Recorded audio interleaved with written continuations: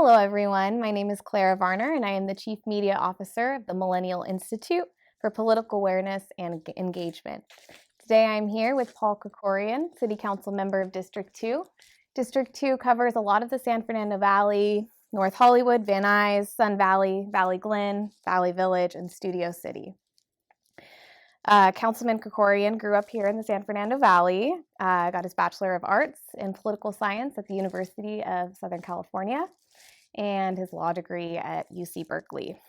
Now, you've spent about a decade in public service, and I wanted to know, as you're reflecting back over that 10-year mark, what have you been, thinking lately as far as your career in public service goes? Well, thanks for having me, Clara. And yeah, this is my 10th year as a full-time elected official, but I've been engaged in this arena since I was at USC. I got my first political job as an intern at USC and worked my first campaign when I was a sophomore there, when I was working for, ironically, for Jerry Brown for governor. And that was in the 1978 campaign for re-election. So I've been involved in the political and governmental arena most of my life. But when I had the opportunity to run for office in later in life, it was an incredible privilege for me to be able to get elected to the state assembly and then come here to the city council of the city that I was born and raised in.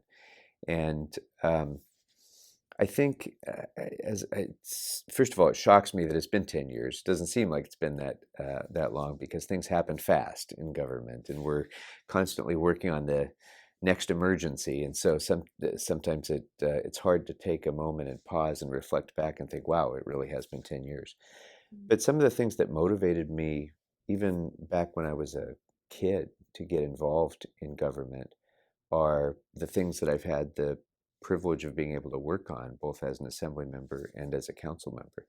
Protection of the environment being, leading among them.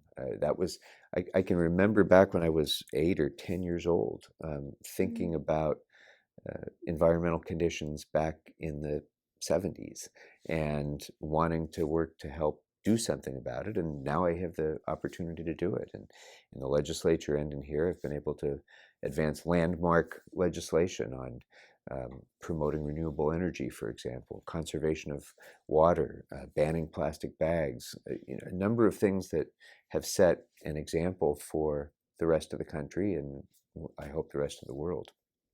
And I've worked on that continuously since I was in the legislature and here. Things like jobs creation, particularly relating to the film and television industry, but more broadly than that as well. Helping to address campaign finance reform, something that was important to me in the legislature and continues to be important to me now. So things that were motivating for me originally are things that I've been able to actually make a difference on. And that's one of the real honors of being in elected office, being able to make a lasting difference. Awesome. Thank you. We're definitely going to be talking about the environment and campaign contributions in our today. So I'm glad you got a head start on that. I did want to jump into the municipal elections happening March 7th here in Los Angeles. There are a number of propositions on the ballot. The odd district city council members are up, as well as the mayor. I want you to talk a little bit about why specifically, young people should get involved in municipal elections. You hear people show up for presidential elections every 4 years, and it's a huge deal. Why is it important to show up for local elections? Yeah, I think if people take a moment and think about what affects their lives the most, sure, there are some big issues that affect younger generation of people in the federal government, to be sure. There are certainly a lot of them at the state level, especially dealing with the cost of education and student loans and many other issues. But in terms of everyday life, municipal government really affects us on a daily basis. Quality of life in our neighborhoods. We have the biggest municipal utility in the country here in Los Angeles, and that dramatically affects not only our local environment but the global environment.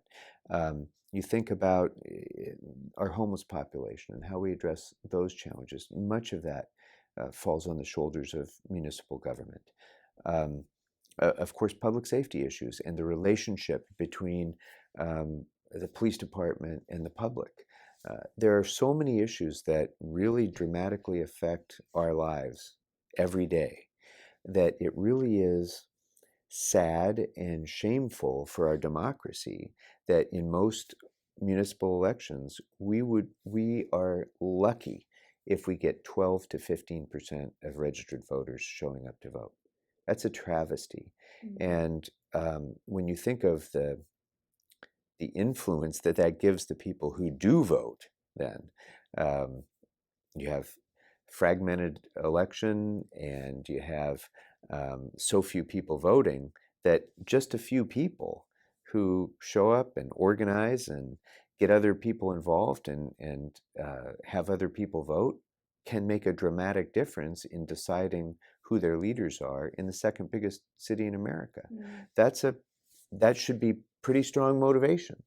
And yet, for reasons that I don't fully comprehend, most Americans would prefer to just be a spectator and not get involved. And not just young people, all Americans.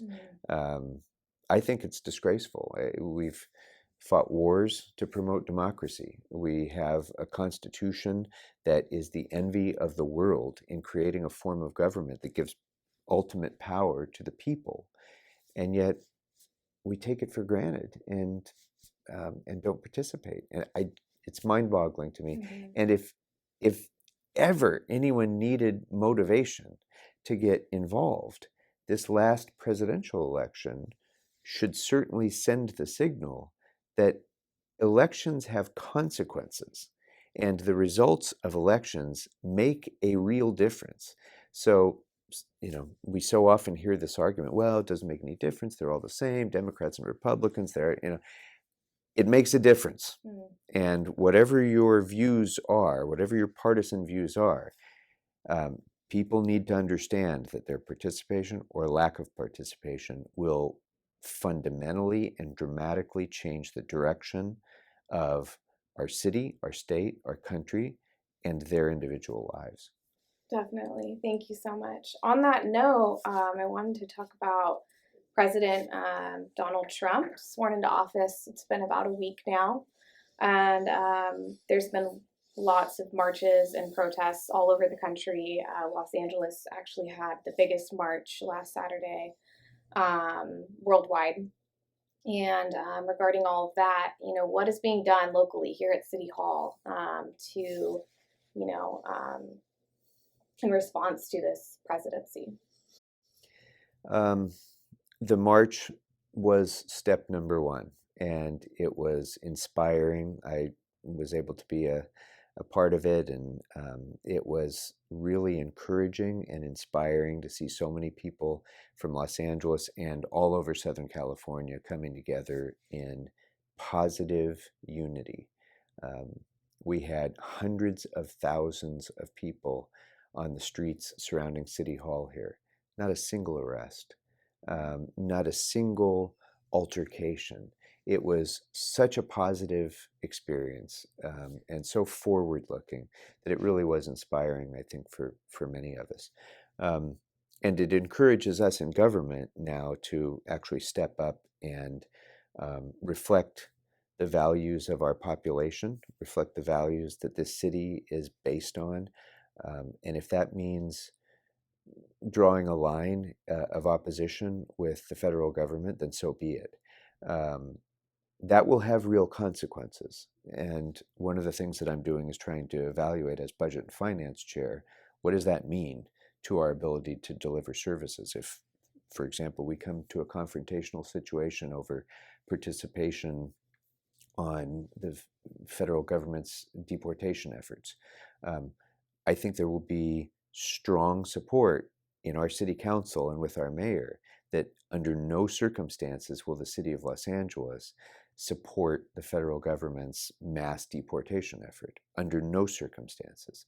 Now, we may be punished for that by the federal government, and we need to be prepared for how to deal with that if there's a loss of federal funding and so on. One of the things that I did personally in recent days was introduce a motion in the council to ensure that no city employee will participate in any effort to create a Muslim registry or any other listing of people based on a religious or other discriminatory basis. So I think it's important that we move forward with that as a city. Um, when Los Angeles acts on things like this, others tend to follow. And sometimes we're the first ones out of the gate on important issues like this. And I hope others will follow us in this effort as well. Great, thank you so much. And on the same topic, what would you say to someone living in Los Angeles that all of a sudden is really wanting to get engaged in the political process? Say works full time or doesn't have the time to fully commit their lives to public service, but just wants to get involved. They're against the presidency. What would you say? Any suggestions for what someone could do? Yes, thank you. It's a great question. And the first thing I always tell people who have an interest is yes, your voice really matters. And I think people don't believe that. And I think that's part of the reason for apathy and disengagement, but it really does. The first thing you should do is on any issue that you care about, set aside the more recent set of issues, but on any issue that someone is passionate about, that they want to see change in, if you build a relationship with your elected officials, if you even contact your elected officials, you've already put yourself in an elite group just by that step alone, because it's so rare that people actually do. So if I get 20 letters about a particular issue, I assume that there's probably 2,000 people who care about that issue, but it's only the 20 that ever took the time to write, which means that you have disproportionate power and influence if you're one of the people who actually acts, who actually takes just a simple step like that. It doesn't require you to run for office, doesn't require you to commit to being a volunteer for 30 hours a week. All you have to do is make a single contact, and it will have an impact. Of course, social media now presents a tremendous opportunity to amplify that as well. But I would just urge your viewers not to rely solely on that, because I think for a lot of especially younger people, the posting on social media is the end of their engagement. It should be the beginning of their engagement. You should do that in order to encourage others who share your point of view to act, but don't leave it to social media alone, because you must take that communication and turn it into action. And the way you turn it into action is by voting, by contacting elected officials, by marching when you need to march. Taking a positive, affirmative action is the critical step that is too often missing, I think. Definitely. Thank you so much for those who want to get involved. I did want to talk about the proposal to ban developer contributions to City Hall. I know you and a few other city council members made that proposal recently, and the LA Times editorial board has endorsed it. And I just wanted to know a little bit more about this, and if you could talk to our viewers about what all of this means and why you got behind it. Sure. Well, let me take a big step back, because I think you have to talk about it in the broader context of campaign finance. And I think most people would agree that the campaign finance system broadly in the United States is badly broken. And it has become much more badly broken because of Citizens United and because of the absolute land rush by corporate special interests to fund independent expenditure campaigns outside of any public accountability, outside of any campaign associated with a candidate, to basically manipulate and influence the political process. And it's gotten dramatically worse in the last couple of decades. So I think first we have to acknowledge there's a significant problem.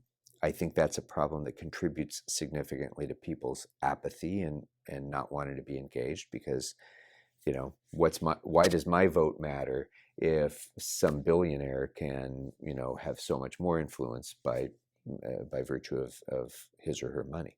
So we have to fix that in order to give people confidence that this system actually does represent them, the people. So that brought me to this more local issue, which is there's been quite a number of controversies lately about development projects that people disagreed with, that people agreed with. In in most respects, the city council becomes kind of the arbiter of how to resolve those disputes between property owners and neighbors and what is an appropriate development, what isn't an appropriate development in a particular area. And far more often than not, I think most council members take that job extremely seriously and are usually advocating on behalf of their own constituents to try to make a development that's better for the community. But when there is developer money in that process, it gives people reason to wonder whether or not they're neutral arbiters or not. Definitely. On that same note, what about potential loopholes? Say, developer encourages, family and friends to contribute. And I know there's been a couple, loopholes that could happen during this proposal. So what would you say, for someone that's worried about that and doesn't think that, this is a step far enough? This is the first step. I mean, granted, this is the first step. And one of the things that my motion called for was an evaluation of all of those issues you just raised by our ethics commission. So that'll be a process that takes in stakeholder input from the public, from campaign finance reform advocates, from the development community. We want to have a system that makes sense and that works. And all of those issues that you just raised are the nuances that make this difficult to do. And it actually is difficult policymaking. We had the same issue with a few years ago when we banned contributions from companies that are seeking to do business with the city or that have a contract with the city. You have much the same kind of problem there, and it has been difficult to apply. So that's why we've asked for the Ethics Commission to take this on. This is just the beginning of the discussion, but I think it's a discussion that the public needs to be engaged in with the City Council so that we can have a system that restores confidence in the people's government. Definitely. Thank you so much. I wanted to move on to the economy. I know that you are the chairman of the Budget and Finance Committee, and Los Angeles is a likely place for the Olympics in 2024. And, there's potential for a massive economic stimulus, but there are also budgetary concerns. On that note, what would you say to, the people that are concerned about the budget, and how do you think it will best stimulate the economy?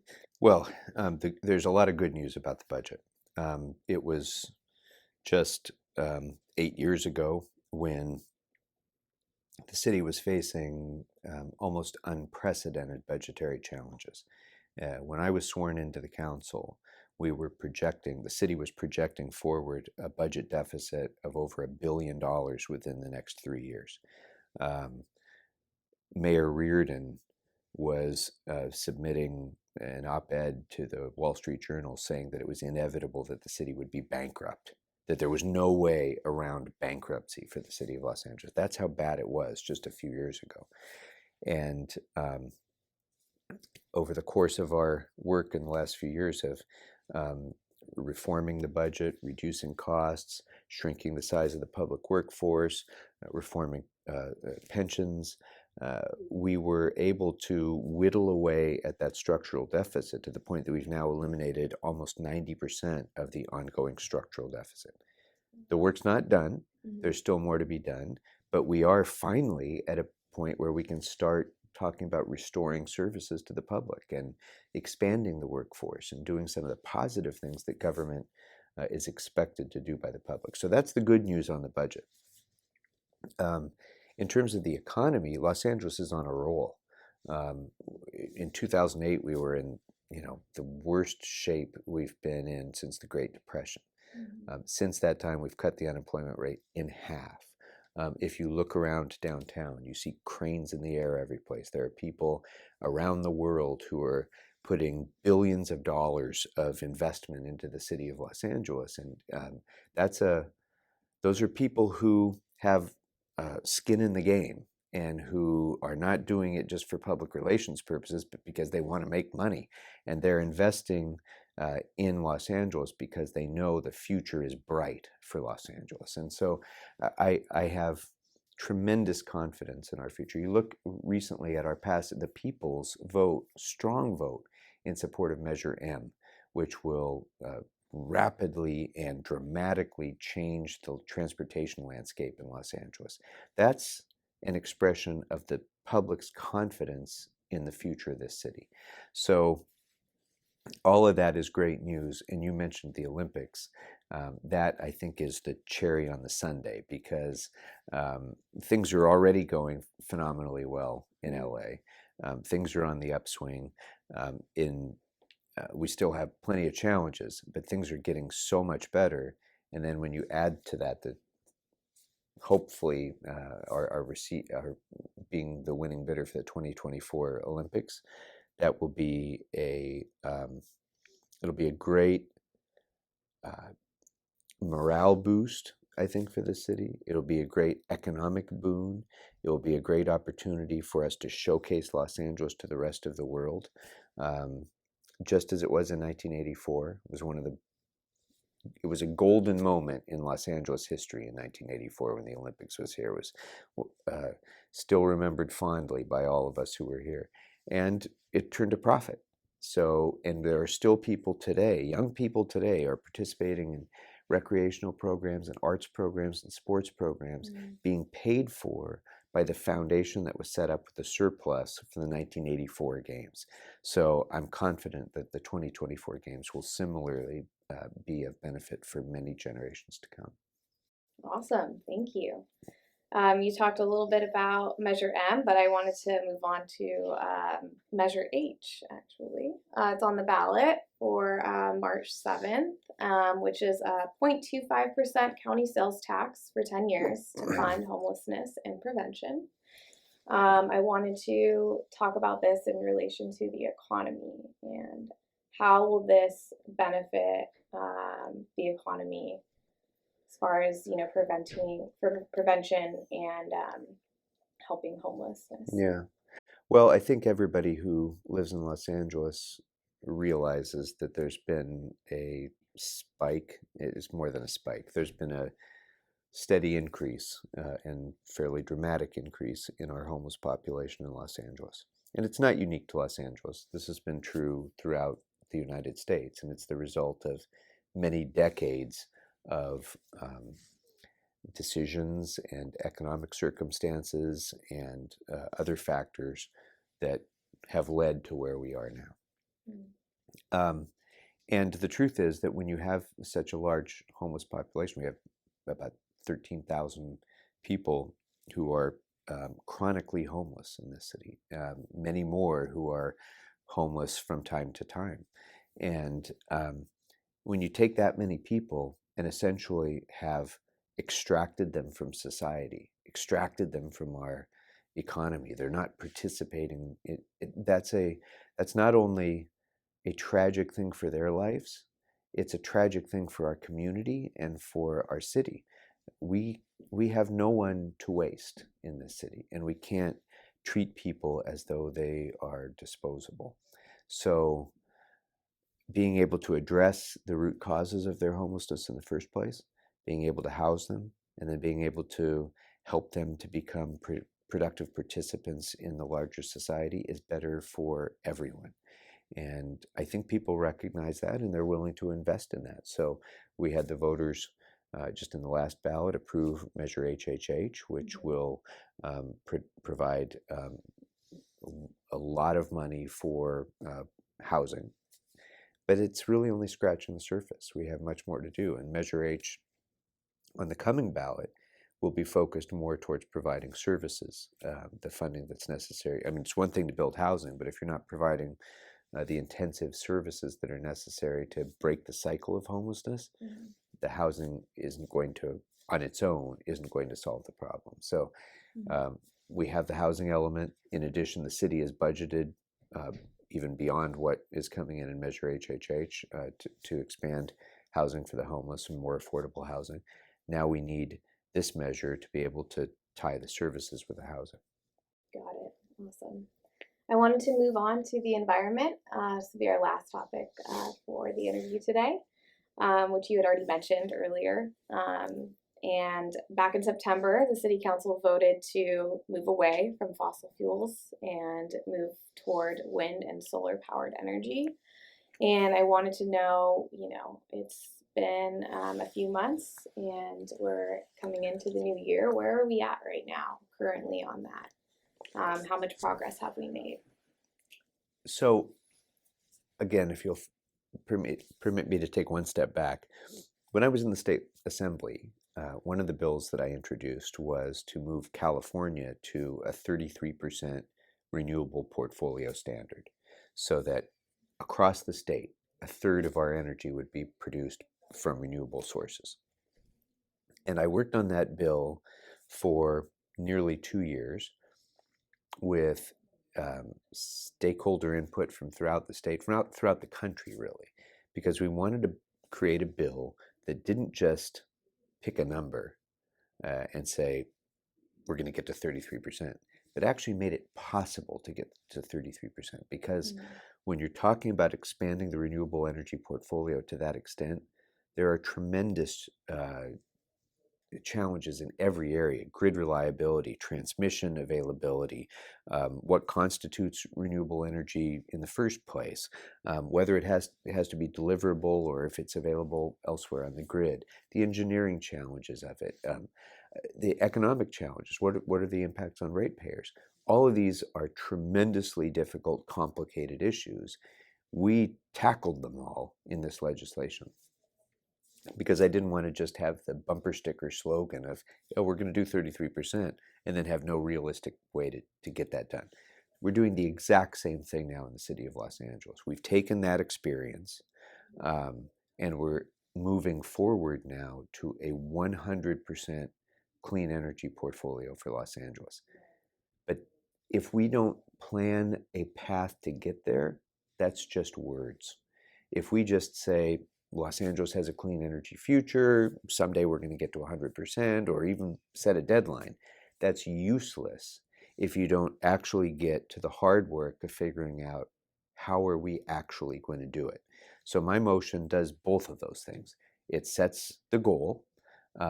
It sets a national standard goal, because we're the biggest city in America that has made this commitment. We're moving towards that goal, but we're also engaging academia and others in the process of determining how do we do it in a way that's going to be sustainable, that's going to be able to meet that goal, and going to be affordable to the ratepayers. And so that process is well underway. We're already engaging universities around Los Angeles in that work. The DWP is wholly committed to it, and their management is moving forward in doing that work. Great, thank you so much. And are there any last minute words you'd like to say to our viewers, to the camera? I guess, first of all, I'm really glad that you're doing this, and thank you for coming in and talking with me. I hope that by our having this conversation, and I hope that by the continuing work that you're doing with these interviews, that you really will encourage people to understand, especially younger people, that the future is entirely in their hands, and it is shapeable. They really do have the ability, by getting engaged in the political arena, by voting, by communicating, through journalism, and in a variety of other ways. They really do have the power to shape the future, and I hope they won't miss that opportunity, because too many Americans have missed the opportunity for too long. And we can have a brilliant future in this country if people are willing to get to the work of creating it. Definitely. Thank you so much. My Really pleasure. appreciate Thank you you for coming being out with me. today.